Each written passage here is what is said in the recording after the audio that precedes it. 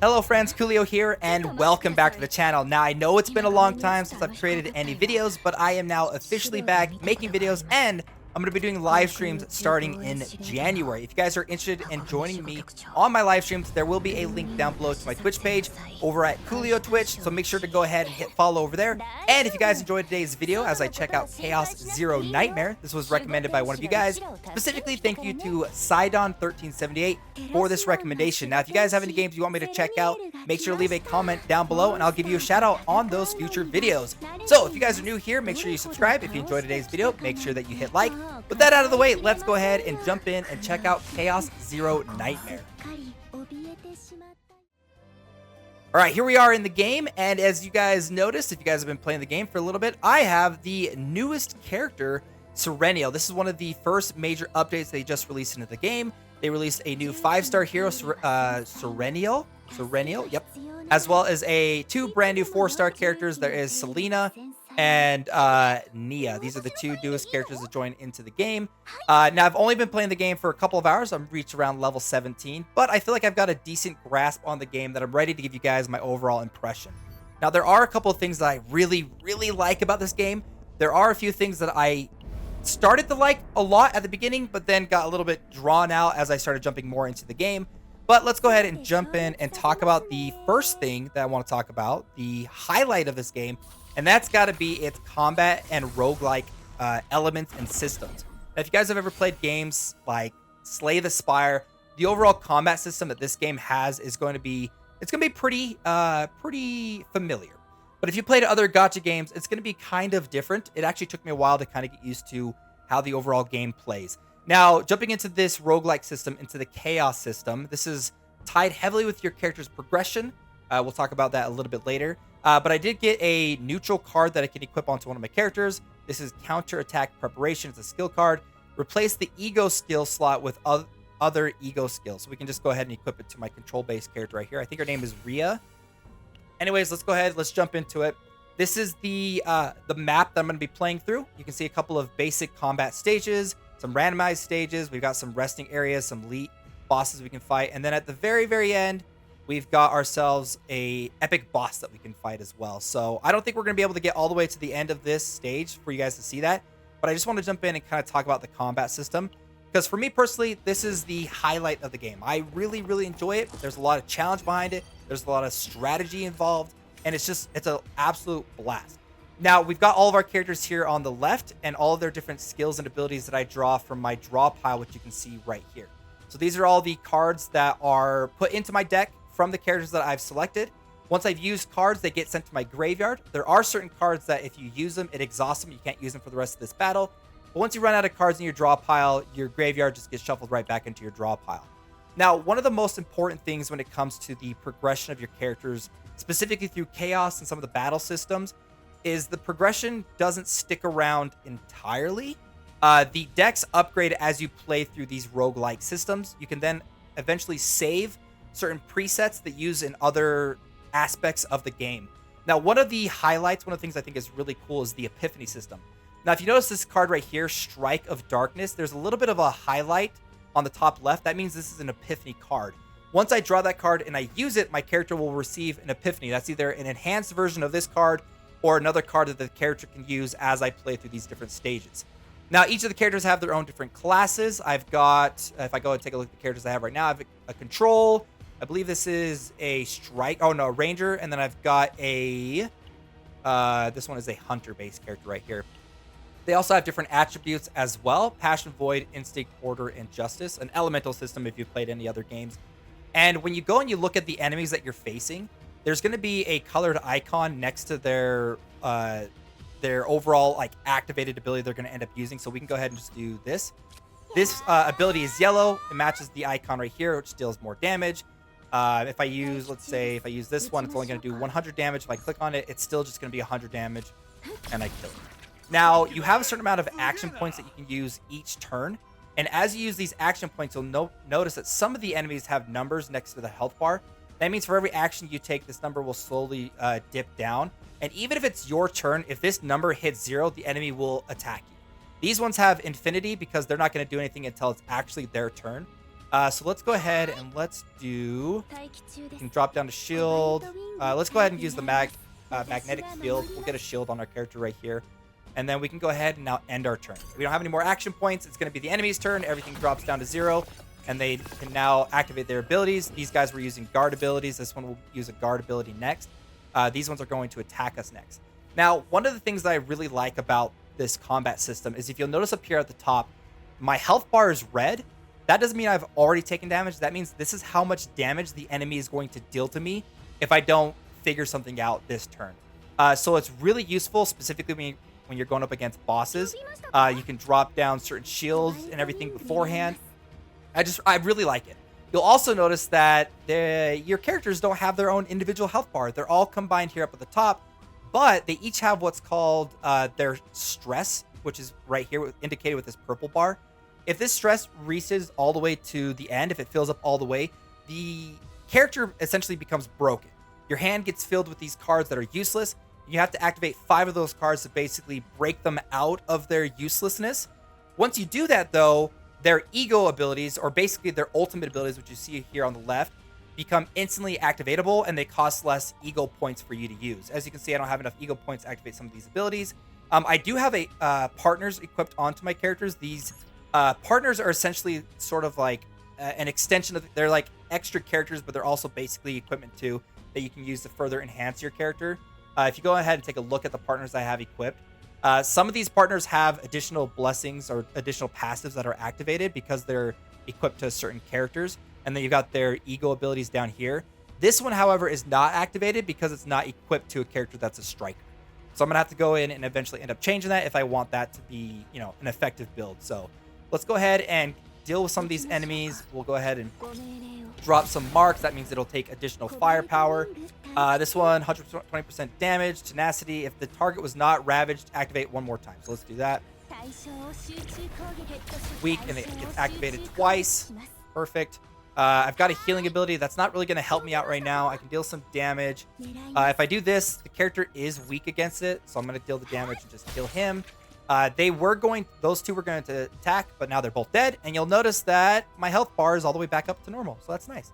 Let's go ahead and activate an ultimate ability and basically just destroy this guy and gain an additional action point. Plus, I want to show you guys how the ultimates look because they look amazing. They're so good. If you've ever played like Epic 7, you'll recognize the quality behind the character's ultimate abilities. They're just, they're peak. They're so good, you guys. All right, now we've completed that battle and we get our rewards. We get a latent epiphany ability. This will basically take one of the cards that my character has and apply an epiphany effect to it. And then we get some credits. The credits, you start with 100 each time you go through like one of these little dungeons or activities. And then you can use those on certain stages to, to upgrade your characters, to buy better equipment. Now we have a random event right here, and I love these random events. Some of them are so good. The air is thick with soot and acrid smoke. The stench of burnt protein mixed with the aroma of well-cooked meat stings the nose. Let's go ahead and inspect this guy. A scattering of purple powder diffuses a sweet scent. Now I've got two options. I can either eat this weird meat and forcibly obtain a cursed card called the Purple Phantom.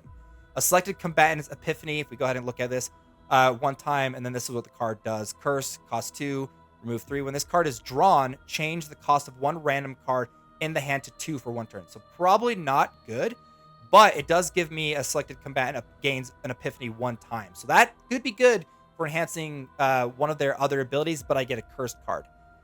Search the Fluider's corpse. I will get the Big Game Hunter, increased attack, so probably going to go with this one.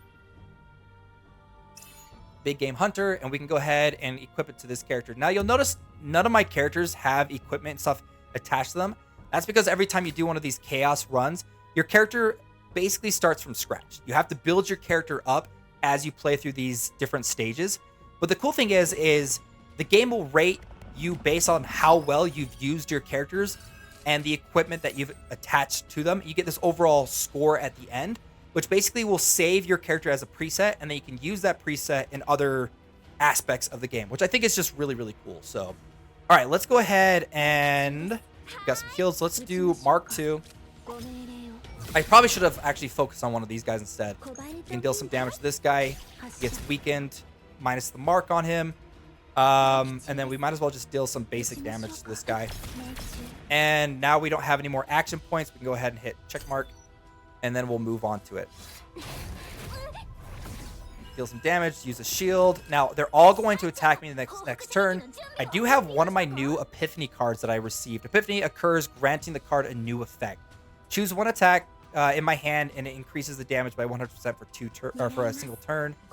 Let's go ahead and let's do this. We're going to select my Pulse Fire attack.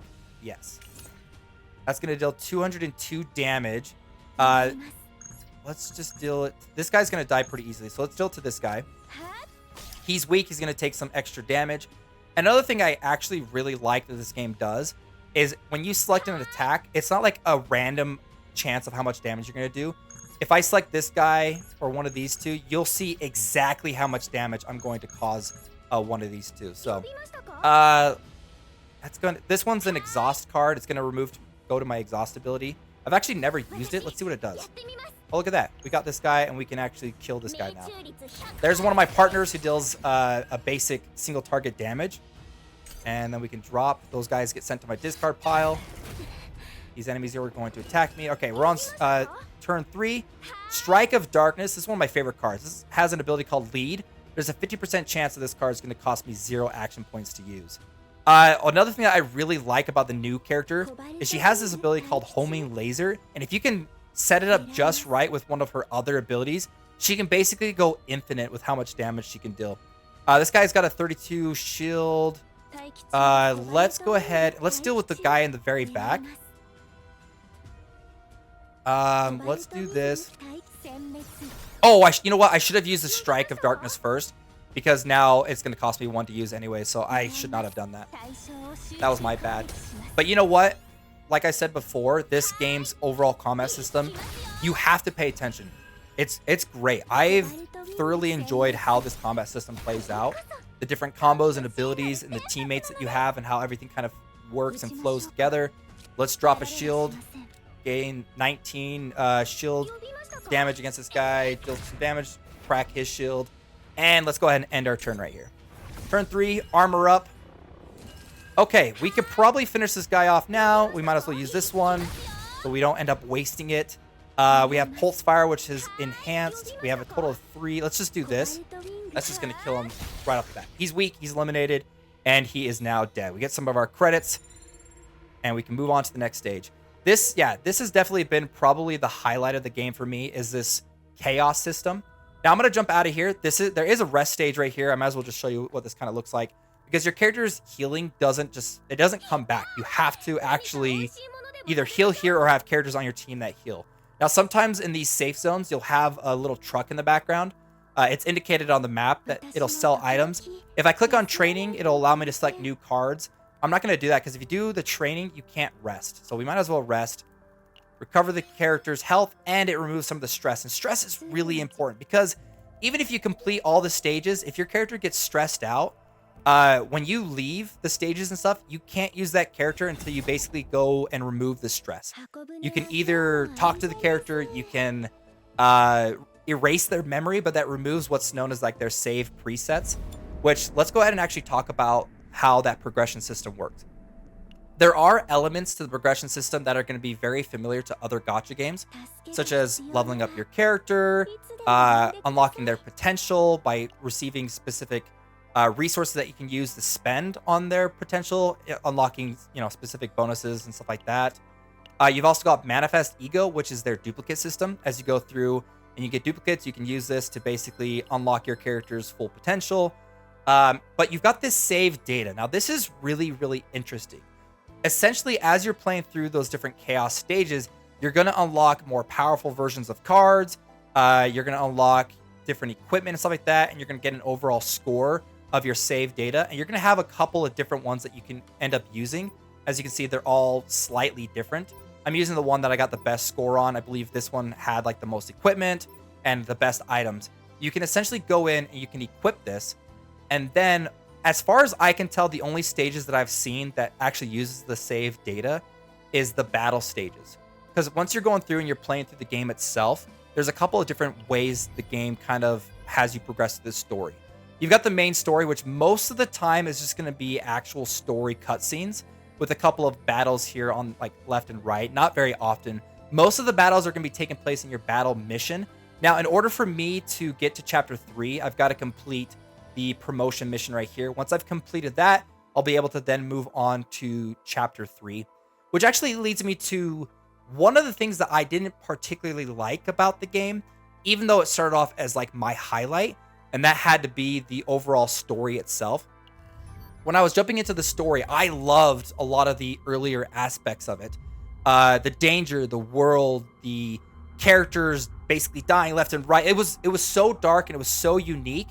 But then eventually it just became characters talking left and right, and I was just skipping the story at that point, which was a little bit unfortunate. But if you're somebody who actually really likes story, if you like character waifus and stuff like that, that like love to talk to your character, want to make sure you're okay and all those kind of things, this will probably be a game that you really, really enjoy. For me personally, I'm not the biggest fan of like the waifu aspects of the game, though the waifus of this game are they're awesome. They're beautiful. As you can tell, there are certain things with this game that I think a lot of people are going to really, really like. They do have some auto combat options. You can see right here as I'm going through some basic stages to get some resources to upgrade my character, you know, leveling them up, unlocking their potential, upgrading my different partners and things like that. They've also got another system in this game, which in other games I've seen stuff like this. I'm not the biggest fan of systems like this, but it's got this sort of, how do I put this? Like a interactive area, this little city area. You can go to the garden cafe and you can talk to different characters. You can order things. You do get, you know, certain items and things like that, like that you can use to increase your overall energy that you use each day. They've got the Epion Center, which is where you can go through and you can take care of your characters if they've happened to have their stress level break them. You've got trauma codes. This is where you can kind of go through. I believe this is like a little bit of a story thing that you can go through and see the different trauma that some of the characters kind of end up going through. I don't know. Stuff like this isn't my favorite when it comes to games, you know, like this. But if you're someone who likes to interact with the waifus, including using what's known as I think it's called the Unigram. Yeah. Which is basically your cell phone. You can go in and you can get messages from certain characters and then you can text them. If you're someone who doesn't like doing this, you can just speed through it. If you're somebody who really, really likes going in and like having these little story events and talking to these different characters and stuff, then you'll probably really, really like it. I just got to the point where there was just so much story that I was like skipping it like this. And it's a lot. It's a lot of story, which I'm not the biggest fan. So let's just go ahead and skip this. Yeah. We'll skip the story. Conversation ended. A lot of the times, though, when you do and go through a lot of these different conversations and stuff, they will give you rewards. So let's see if she actually gives me one. Yep. And we got a little bit of premium currency. So there is a reason to go through and read those. But yeah, this is Chaos Zero Nightmare. I've enjoyed it a lot. I think I'll probably continue to play through the game. They've got a lot of different events going on in the game right now, like a ton of different events that you can play through. Lots and lots of rewards are being dropped into the game right now too. I think the art is fantastic. I love the world building aspect, the sort of darker Lovecraftian horror elements behind it. And they've got their brand new characters too, which I think is going to lead us to finish the video by doing a rescue. Let's go ahead and rescue this character, spend some of our crystals. Yeah, you don't need to do that. And so you guys can see kind of what the overall animation looks like too, which I think looks really cool. I haven't figured out what the animation is to let you know if you've got something good. Let's see.